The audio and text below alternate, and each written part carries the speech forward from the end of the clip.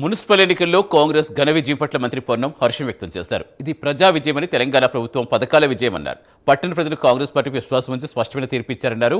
CM Revanth నాయకత్వంలో అమలవుతున్న సంక్షేమం అభివృద్ధి కార్యక్రమాలకు ప్రజలు పట్టం కట్టారన్నారు.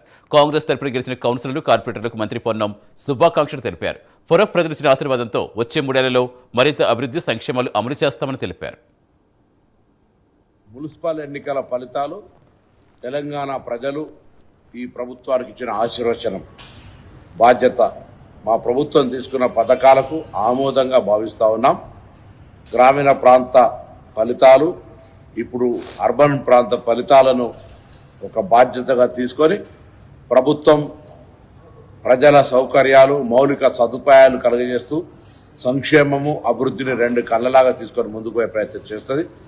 పిసిసి అధ్యక్షులు మహేష్ కుమార్ గౌడ్ గారు, సీఎం రేవంత్ రెడ్డి గారు, ఉప ముఖ్యమంత్రి బట్టి విక్రమార్క గారు, అదేవిధంగా మంత్రివర్గ సహచరులు, యావత్ కేబినెట్, శాసనసభ్యులు, పార్టీ కార్యకర్తలు, ఈ ప్రభుత్వాన్ని అధికారంలోకి తెచ్చినటువంటి కార్యకర్తల ఎన్నికలు. ఆ కార్యకర్తల ఎన్నికల్లో బాధ్యత గల ప్రతి నాయకుడు కష్టపడి పనిచేసి ప్రజల ఆశీర్వచనం తీసుకునే విధంగా కృషి చేసినారు. వారందరికీ అభినందనలు.